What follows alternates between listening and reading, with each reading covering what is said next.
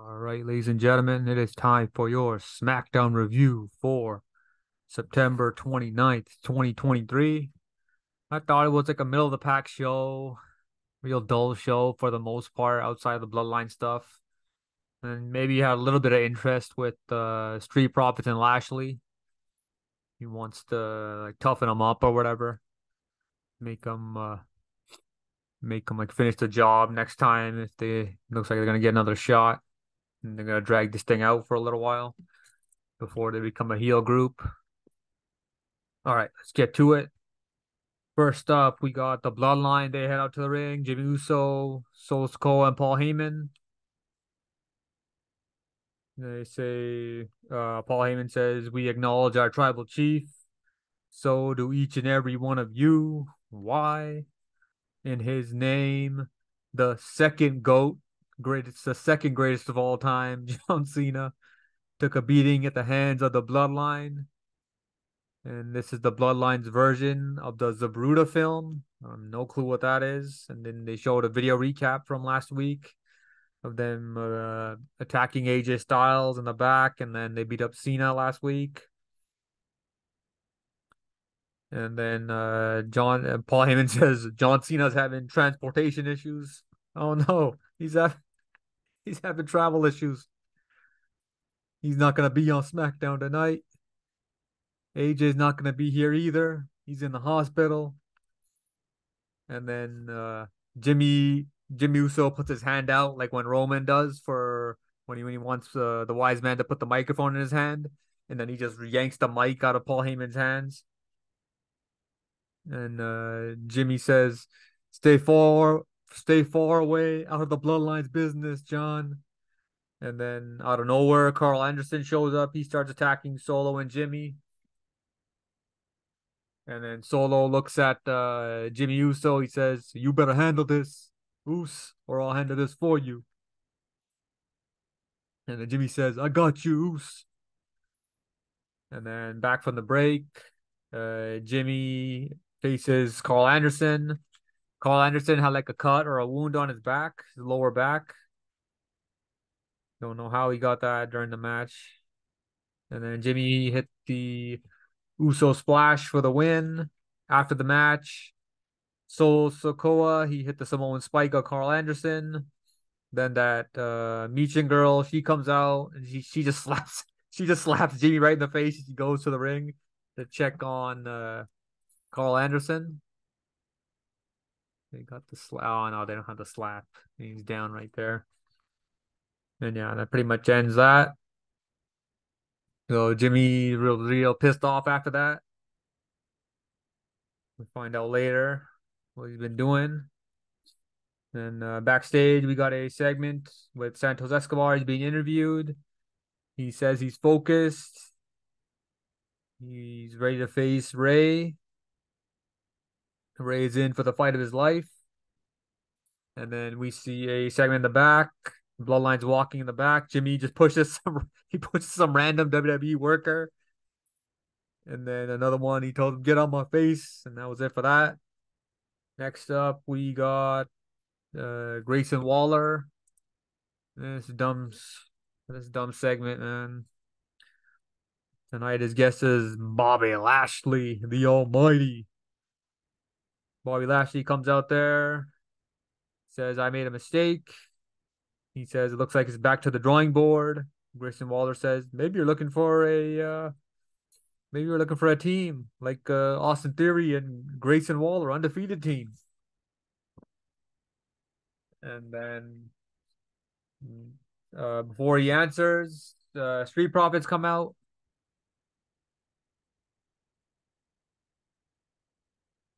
And Lashley leaves. First he says he doesn't want excuses. Then he leaves the ring. As he's leaving, Street Profits go to him in the middle of the entranceway, and Lashley tells him, "Prove it." And then Grayson Waller introduces Austin Theory. He comes out next. Then we got Austin Theory versus Cameron Grimes. Where's this Cameron Grimes guy been, man?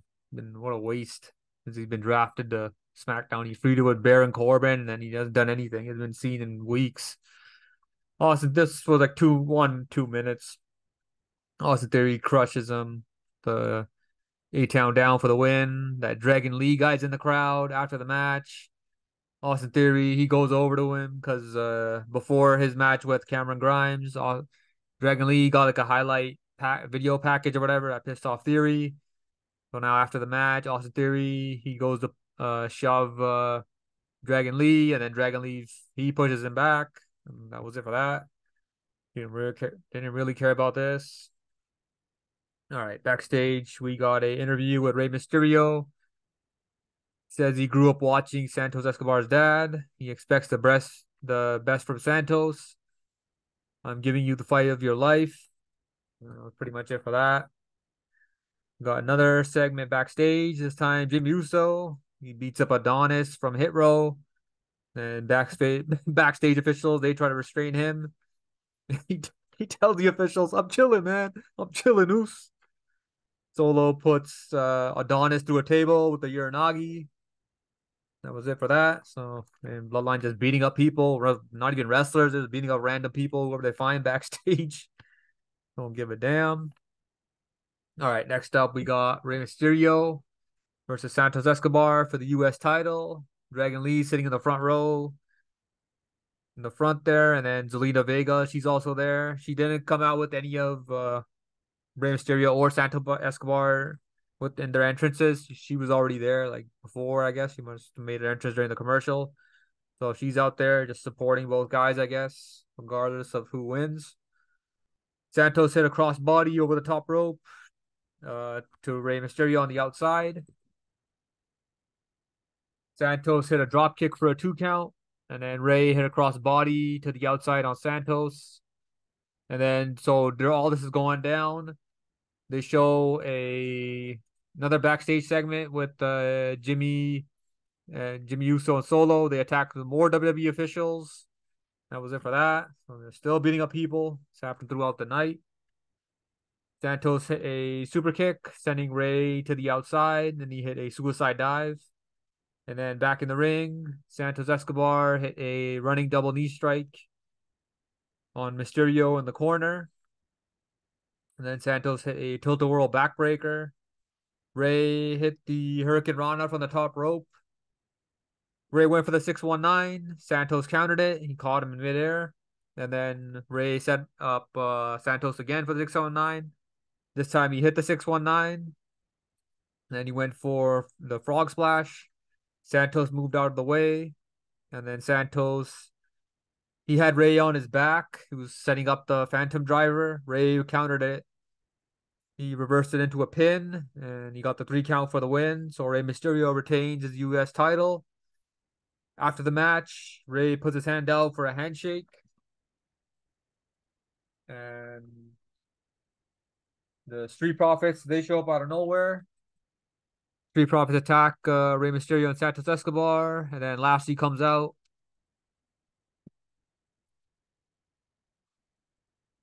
to pretty much just endorse these guys now. And then the other two LWO guys, they come out. One goes through the ring or through the entranceway, and then one shows up through the crowd. The guy that went into the entranceway, Bobby Lashley just chilling there, and he just drills him like a body check, like Scott Stevens back in the day from the NHL. Just drilled this poor guy. And then the other guy in the ring, Street Profits, hit their spinebuster neckbreaker combo on the other LWO member. And then so this is pretty much what Lashley was talking about from last week. How they hesitated, they didn't have the killer instinct from last week. So they're showing more aggression this week. And so this is most likely the beginning of a heel turn for Street Profits. They just got to get rid of the stupid solo cups and their theme song, get a new theme song, and just get rid of the solo cups. And then on the Santos Escobar Rey Mysterio storyline, tonight, throughout the match, Santos was like unsure, or it was like a bittersweet moment because he knows he's fighting his idol or his hero or whatever, Rey Mysterio. And in order for him to get the U.S. title, he's got to beat Ray, but he failed tonight. So a little bit of tension. The looked like it was gonna happen toward or after the match when they were gonna do the handshake and hug each other, but Street Profits showed up. So this is gonna be the beginning. This is pretty much the beginning of the end for Rey Mysterio and the LWO. I don't think the heel turn's gonna happen next week at Fastlane. They should build up to it like how on Raw they're building up to the Drew McIntyre heel turn. I think Drew, if he has a match at Fastlane next Saturday, most likely Drew's gonna be the one to turn heel. But for on the Santos Escobar side, I think they're still gonna build to it. Santos Escobar is probably gonna take the pinfall.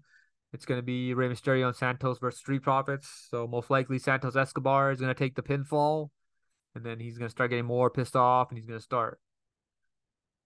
start building more tension between Santos Escobar and Rey Mysterio, and then eventually they're gonna Santos and the LWO. They're gonna kick Rey Mysterio out of the LWO to set up that feud. This would be good to see Santos Escobar as a heel. They really haven't been doing anything since they formed this group. No big feuds. So yeah, this should be good for Santos. Give him some character. See what he is as a bad guy. Then we got a segment in the back with LWO. They're in the trainer's room. And the LWO challenges Street Profits to a match at Fastlane. And then after this segment, John Cena, he shows up in a Mustang. He just like he's yeah, he gets in the Fast and Furious again. And then he gets out of the car, he goes through the metal detector, and the security guy just lets him through. Like at the airport, and you gotta take your belt off, you gotta empty your pockets and all that stuff. John Cena just walks through, man. The guy didn't say anything. That was hilarious. All right, next up we got Charlotte Flair versus Bayley. Charlotte Flair hits a spear for the win. Didn't really care about this. Then after the match, Damage Control is gonna attack Charlotte Flair.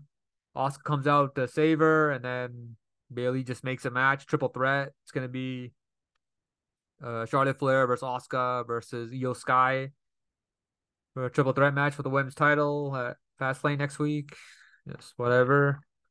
All right, next up we got the main events, the last segment.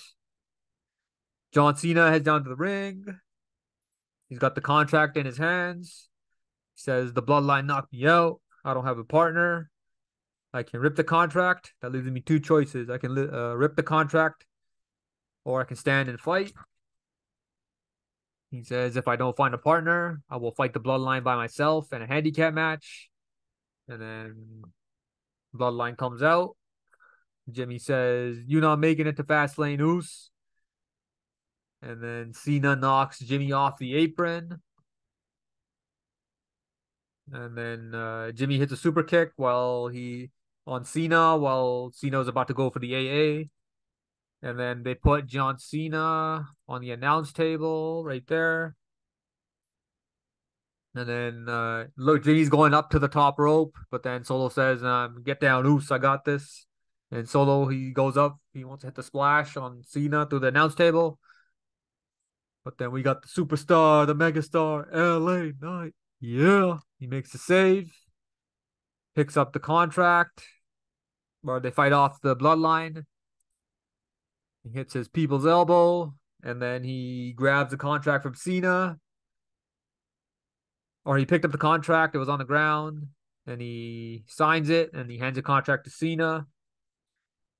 And so it's official, LA Knight. Oh, they got the pictures all reversed here. Okay, yeah, this happened at the end. Yeah, so he signs the contract there, and he hands it back to Cena. And it's official now. John Cena found his partner. It's going to be him and LA Knight versus Jimmy Uso and Solo Sikoa. Most likely, this is the main event next week at Fastlane. So Roman Reigns should be back probably the week after. So in 2 weeks from tonight. So we can make this bloodline story good again, because it's just been dragging on for weeks now since he's been gone for his, how many months has he been gone? Like forever, pretty much, it feels like. So yeah, Cena and LA Knight.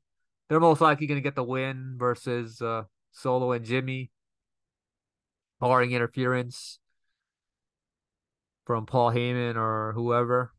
But yeah, Cena and LA Knight should win. So that was pretty much it for SmackDown tonight. And then I'll be back next week for the SmackDown review, and then we'll do Fastlane predictions, and then we got the Fastlane. I'll do the Fastlane review most likely next Saturday, next Saturday night, and then or maybe Sunday or no, so I'm working Sunday. Yeah, most likely Saturday night. I should have the Fastlane review up. All right, so that was pretty much it for SmackDown. See ya.